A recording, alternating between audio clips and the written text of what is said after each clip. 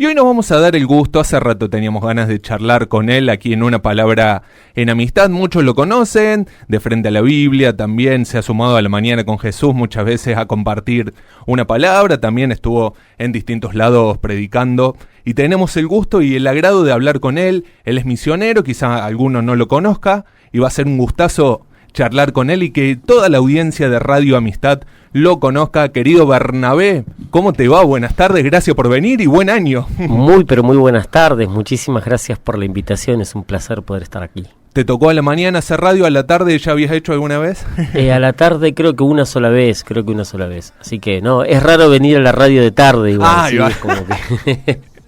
Entonces, es la misma radio, no parece la misma radio. No, es distinto, chicos, pero con la misma esencia. ¿Cómo andás? ¿Todo bien? ¿Cómo arrancaste este año? Bien, la verdad que por la gracia de Dios muy bien, muy bien. Bueno, contento de estar aquí. Y gracias por venir. Y la idea un poco de esta charla, que conozcamos juntos, ¿no? Tanto la audiencia conozca realmente cuál es el rol de un misionero, porque muchas veces creemos que nos vamos allá, nos toca en algún lado a predicar y allá vamos. Pero hay cosas detrás, ¿no? Hay presiones, hay dudas quizás, hay ganas de bajar los brazos, otras veces no. Así que va a estar bueno conocerte. Y junto a tu esposa, ¿hace cuántos son misioneros? Hace 6 años que estamos en Asia. Ajá. En India específicamente. Ajá. Hace ya 6 años que estamos. No es tanto tiempo, pero bueno. Pero es mucho a la vez. Es mucho, pero es poco. Wow. Ya cuando fueron llamados a ser misioneros, ya ustedes estaban casados, ¿no? No. Los dos recibimos el llamado misionero de solteros. Mira. Mi esposa entrando en la juventud y yo ya un poquito más grande, a los 20 y tanto de años. Pero sí, los dos con un corazón misionero. Nos conocimos donde fuimos, una escuela de misiones y plantación de iglesias, a donde fuimos a estudiar. Ahí nos conocimos y bueno, fuimos amigos primero, después novios y después nos casamos. Nos graduamos. El mismo día por civil nos casamos, a la noche nos graduamos y al otro día la ceremonia religiosa, y al mes nos fuimos a vivir al impenetrable Formoseño. ¿Para qué perder tiempo? Claro, ¿no? ¿para qué perder claro? tiempo? Claro, ¿no? Pero qué aventura que a los dos les haya tocado la idea de ser misionero. ¿Y te acordás cuándo fue ese llamado a ser misionero? ¿Cómo lo sentiste? Sí, en el año 2006, en enero del 2006, yo fui al norte de Chile a trabajar en un campamento con chicos en riesgo social. Ajá. Y a la vuelta un pastor amigo me invitó a pasar unos días en Santiago, la capital, y me llevó al SEC, Centro de Entrenamiento Cristiano, que había unas reuniones misioneras ahí. Yo hasta ese momento nunca había escuchado hablar de misiones, de ir a predicar a otros países ni nada de eso. En la iglesia donde conocí al Señor no se hablaba de eso, y había un misionero ahí que estaba trabajando en el África, sirviendo en el África, y me partió a la mitad. Todo lo que compartió sentí. Realmente para mí fue muy fuerte, especialmente cuando él hablaba de que él estaba dispuesto a entregarlo todo, pero que Dios le había pedido a su hijo, y cuando él tuvo que entregar a su hijo estando en el campo misionero, para él fue muy fuerte, ¿no? Y ese pastor amigo me regaló unos CDs, mirá, qué tiempo, qué viejo, ¿no? Chicos, si hay algún adolescente joven escuchando, hace muchos años atrás la gente escuchaba en algo redondo, parecido al plástico, que se llamaba CDs. Bueno. Y más atrás los cassettes. Y me regaló unos CDs de un congreso de Conmibam, que fue un año antes, también en Santiago, Chile, y había como 14 CDs con prédicas sobre misiones, y fue la primera vez que escuché que hacía 2000 años que nos fue dada la orden de ir a todas las naciones, que no es lo mismo que países. Una cosa es un país y otra cosa es una nación. ¿Diferencia? Nosotros estamos acostumbrados a decir la nación argentina, pero en realidad está mal. Hay muchas naciones dentro de Argentina, porque en la Biblia, cuando el Señor Jesús dice id a todas las naciones, la palabra en el griego es etnes, significa etnias. Literalmente habría que traducir id a todas las etnias y haced discípulos. India es un país que tiene más de 3.000 etnias, se hablan más de 3.000 idiomas. Argentina es un país, pero se hablan muchísimos idiomas dentro de Argentina. Están los toba, los pilagá, los mocoví, los wichí. ¿Se entiende? Sí, sí.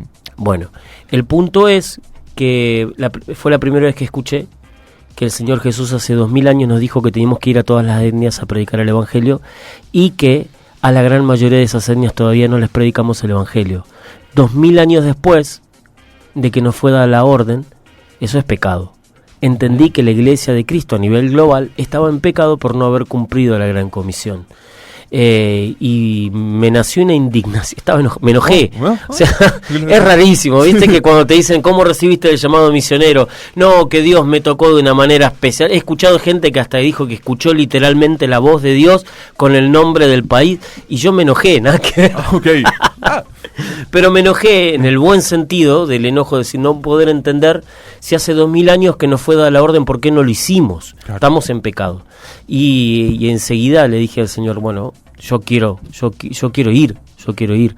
Y ahí empezó un proceso en mi corazón de Dios prepararme para salir a los pueblos no alcanzados, los que todavía no escucharon hablar de Jesús. ¿Y en ese momento todavía ya la conocías a quién sería tu esposa? No, todavía no. 2 años después fui a una escuela de misiones y plantación de iglesias. Ahí fue que nos conocimos y, como te decía recién, nos hicimos amigos. A mí me impactó ver que tenía el mismo corazón. Ajá. Yo amo a mi esposa con todo mi corazón por el corazón que tiene, por la la relación que ella tiene con Dios, pero también fue muy fuerte ver a alguien que tenía el mismo corazón que yo, y eso me volvió loco.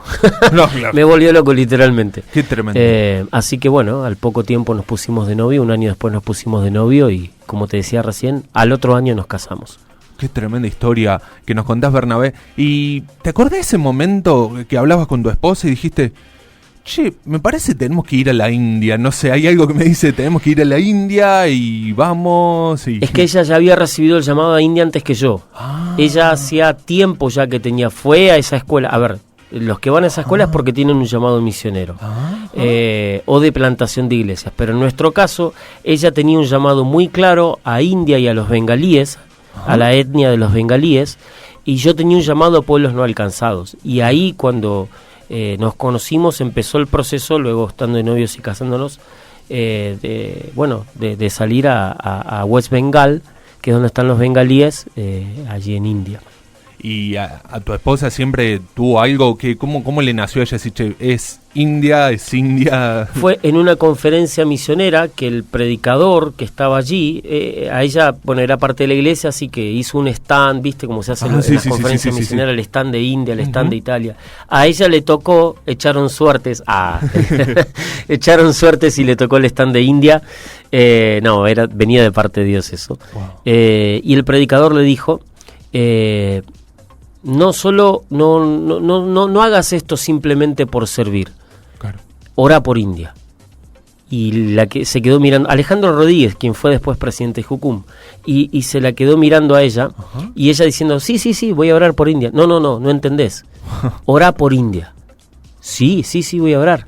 Y se lo dijo por tercera, parecía Jesús con Pedro, se lo dijo por tercera vez. Sí. No entendés. La miró fijamente y le dijo, todos los días orá por India, porque a vos no te tocó este stand por casualidad. Y ahí es como que a ella le cae la ficha. Wow. Y comenzó a orar por India todos los días. Y al principio era, Señor, cuando oraba por los alimentos, Señor, bendecí India. Después comenzó a buscar información. Fue bien el proceso de ella como el de Nehemías, cuando siente el llamado a volver a Jerusalén, que en la Biblia lo leemos en 2 versículos, pero para él fueron varios meses. Y comenzó a orar por India, a buscar información, claro, y en el corazón se empezó a sentir la carga por India, hasta que llegó un momento que no pudo más y le dijo, Señor, estoy cansado de orar por India, yo quiero ser parte de la solución, cuando quiera yo estoy lista. Pero era la carga que Dios había puesto en su corazón, ¿no? Qué tremendo lo que nos decís. Entonces podemos ya revelar que muchas veces quizá en una pareja puede ser que Dios marca a una persona y la pareja se añada a lo que Dios le marcó a esa persona. Bueno, no, capaz que yo soy un poco estructurado en esto, pero yo no estoy de acuerdo. En realidad con cualquier tipo de llamado. Claro. Hay que buscar a la persona que tenga la misma asignación. Hemos visto mucha gente no salir al campo misionero por no casársela con la persona correcta. Gente buena, gente de Dios, con un llamado de parte de Dios, pero eligieron casarse con una persona que no tenía la misma asignación de parte de Dios y no terminaron en el campo misionero. Y hay otros casos en donde él o ella salieron al campo misionero por acompañar a la persona que tenía el llamado y terminaron muy mal, porque terminaron frustrados, porque lo peor que te puede pasar es estar en el lugar donde Dios no te llamó y haciendo lo que Dios no te llamó a hacer. Y lo mejor que nos puede pasar es estar en el lugar que Dios nos quiere y haciendo lo que Dios quiere. ¿Se entiende? Sí, entonces, en realidad es para todos los órdenes de la vida. La decisión de con quién me voy a casar es la decisión más importante para mí, desde mi punto de vista, puedo estar equivocado, pero para mí es la decisión más importante después de haber conocido a Cristo, porque determina muchas cosas. Esa persona, yo puedo ser una bendición para esa persona y esa persona para mí, o puede ser todo lo contrario. Así que para mí esa decisión es tremendamente importante. Qué tremendo, qué tremendo. Y ya preguntándote un poco más de lo que haces en India actualmente, además de predicar, ¿cuál es el rol que están cumpliendo? Bueno, nosotros tenemos algunos trabajos diferentes. Por un lado, en la aldea, donde estamos en pleno proceso de plantación de la iglesia, donde ya hay un grupo de gente, grupos de crecimiento, escuela de líderes, todo lo que hacemos acá en nuestra iglesia, todo exactamente el mismo modelo, obviamente con la adaptación a la cultura de allá, pero el mismo modelo está allá porque es lo que llevamos en la sangre, digamos, es el ADN de nuestra iglesia. Y eso lo hacemos en una aldea que está a unas 3 horas de casa, en el límite con otro país que se llama Bangladesh. Literalmente, estamos casi cayéndonos de India, ahí en el límite con Bangladesh. Y después, en Calcuta, donde nosotros vivimos, también trabajamos en un basurero, en donde a través del fútbol, o doy clases de fútbol, digamos, 3 veces a la semana, entreno a los chicos, y a través del fútbol es que les predico el evangelio. Literalmente paramos el entrenamiento 1 vez a la semana y se les comparte el evangelio. Y después también trabajamos con las castas más altas de India, también a través del fútbol, por evangelismo relacional, digamos. Políticos, empresarios, actores, cantantes, bueno, o gente que tiene mucho poder en diferentes áreas, incluso los jefes de la policía, o gente que está cercana a la gobernadora, y con ellos, a través de las relaciones, relación de amistad, es que le predicamos el evangelio. Y también hay que entender que India es un país donde está prohibida la predicación del evangelio. No solo está prohibida la predicación, sino está prohibida la conversión. Está penado con cárcel el convertirse al cristianismo, ¿no? Pero bueno, por la gracia de Dios, hacemos lo que hacemos y bueno, nunca ha pasado nada. Qué tremendo. Y por ejemplo, obviamente el mensaje siempre es el mismo, el que predicamos todos, pero quizá uno que tiene la cultura argentina de la libertad de expresión, de que, no sé, nos paramos en la plaza a los gritos, por ejemplo, o no sé, digo, hay pastores, por ejemplo, que a veces predican, ¡oh, Dios le bendiga! Y ¿te costó mucho sacarte, por ejemplo, la cultura argentina de la libertad y decir, bueno, me pongo en la cultura de ellos, siempre con el mismo mensaje, nunca bajando las convicciones? Tal vez eso es un error mío. Nunca me lo saqué. Yo en el basurero yo predico abiertamente. Porque, a ver, en la aldea nos reunimos en un lugar específico, entonces solo escuchan los que vienen a ese lugar. Pero en el basurero yo predico en la cancha y muchas veces se reúne gente alrededor, ahí detrás del alambrado, gente de ahí, y escuchan lo que les estoy predicando a los chicos, y cualquiera podría denunciarme a la policía pero otra vez lo hago no por loco ni por valiente, sino porque tengo paz en el corazón con hacerlo, saber que Dios está ahí. Nos pase algo, no nos pase nada. A ver, no es que Dios está si no nos pasa nada, y si nos pasa algo, Dios no está. Dios está. Pero tengo paz en el corazón con que no tenemos que callar, con que lo tenemos que hacer. Pero no es normal. En India, ni siquiera en las iglesias se predica el evangelio. Cuando llaman a la gente a recibir a Cristo, nunca lo hacen de manera pública, porque la policía va a las iglesias a ver qué es lo que se está predicando. Así que en algunos casos somos como una excepción. Otra vez, no por locos ni por valientes, pero es porque Dios lo quiso así. Claro. Y, por ejemplo, me surge, cuando escribí una de las preguntas que quería hacerte, digo, ya que estamos a principio de año, hay metas, ¿no? La iglesia va a tener su cadena de oración y ayuno con las metas. Tanto vos, tu esposa y cada misionero, ¿cambian las prioridades de metas, por ejemplo, para el 2025? cambió mucho en metas, por ejemplo, a lo que puede hacer un cristiano de hoy de Córdoba capital? No debería, porque la meta más grande que tenemos como hijos de Dios es ser como Cristo. Fuimos llamados para volver a casa y Dios mismo es nuestro hogar. Entonces, el problema es cuando vamos detrás de las añadiduras, en vez de ir detrás de la persona. Y nosotros somos llamados a ir detrás de una persona, detrás del Espíritu Santo, y a tener intimidad con el Espíritu Santo. Y el Espíritu Santo es quien forma a Cristo en nosotros. Y automáticamente, si Cristo está siendo formado en nosotros, automáticamente eso te lleva a pensar en la gente. Entonces no importa si estás en la India, en la China, en África, o en Córdoba capital, no importa dónde estemos, el llamado es amar a Dios con todo nuestro corazón y amar a nuestro prójimo como a nosotros mismos. Claro. Y cuando vivís de esa manera, estés donde estés, te das cuenta que la añadidura te sigue.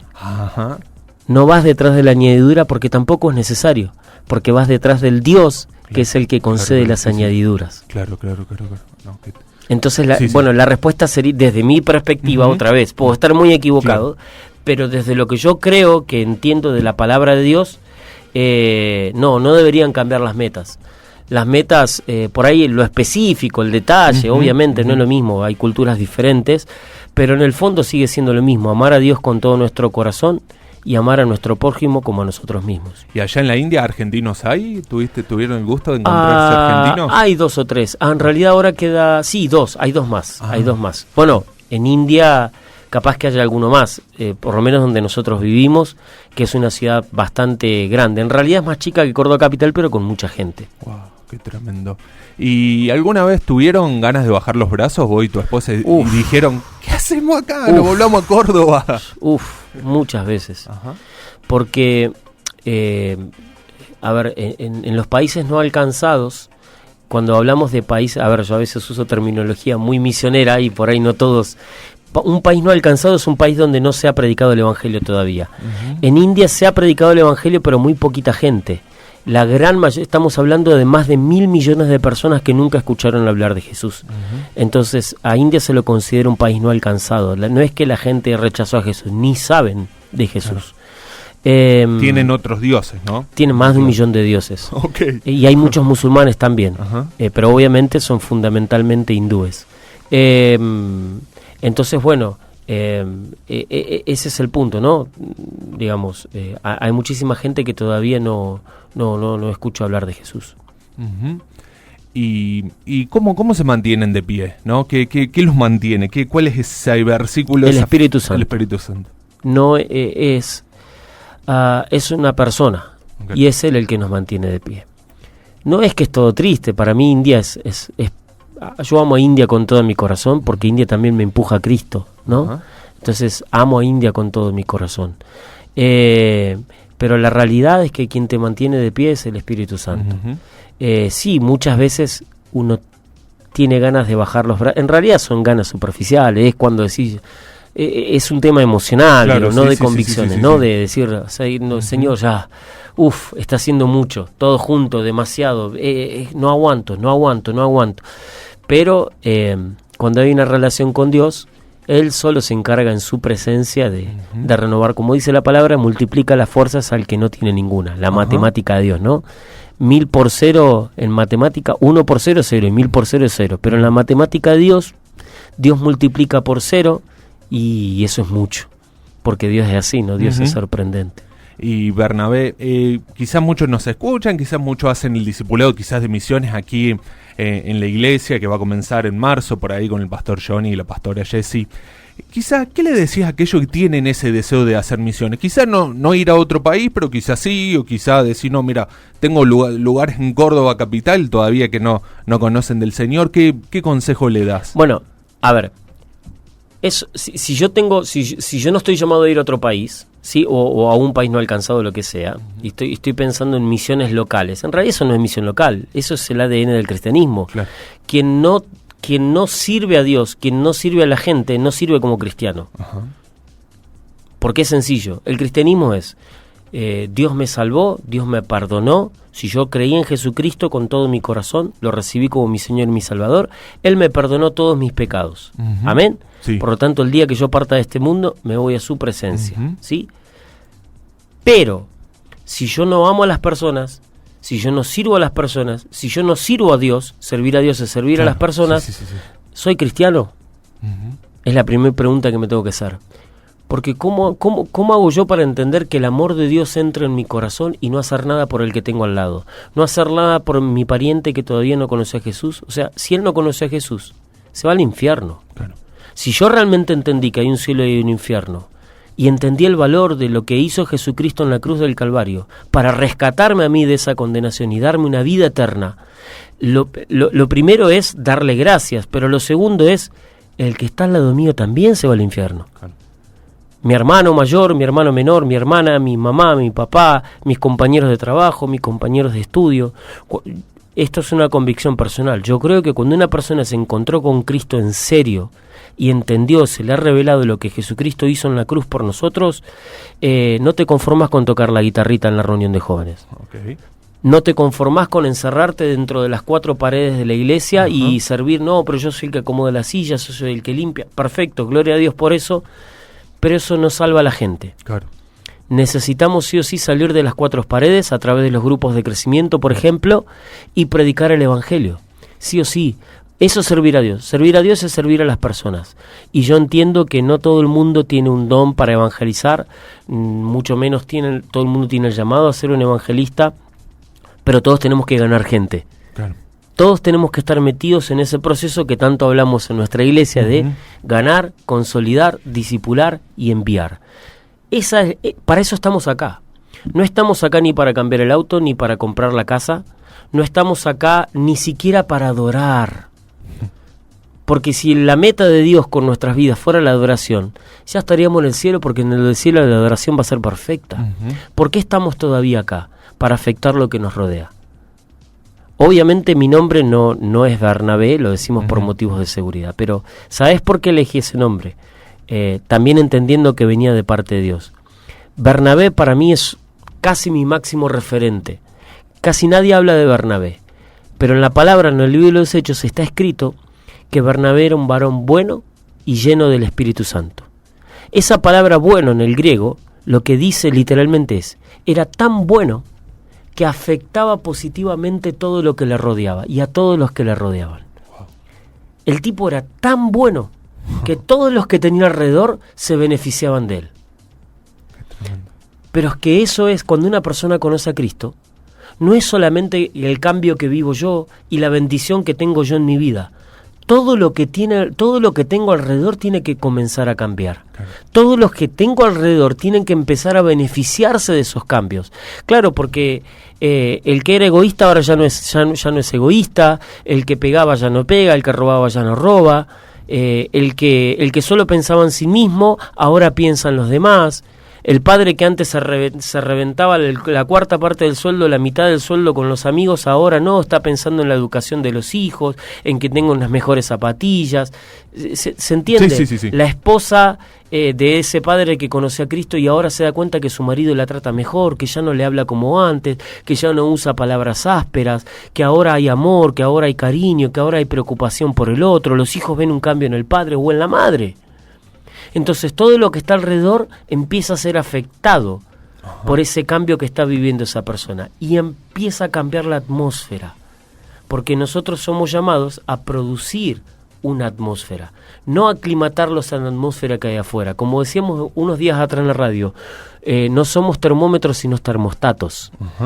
El termómetro refleja lo que hay afuera. Si hace calor, refleja que hace calor. Si hace frío, que hace frío. Somos llamados a ser termostatos, a ser cambiadores de atmósfera. Tremendo, Bernabé. Perdón que ya me puse a predicar. No, está perfecto la enseñanza que nos dejaste. Tremendo, gracias por venir. Y ya última pregunta, para seguir apoyándolos a ustedes, siempre en motivos de oración, ¿no?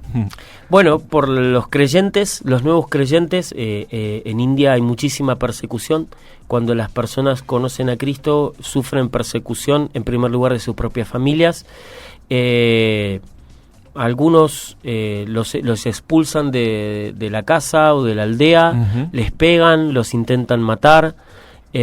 Así que bueno, orar por los nuevos creyentes para que sean estables en la fe y para que ellos puedan aprender a amar en medio de la persecución y sean usados por Dios para afectar la atmósfera. Claro.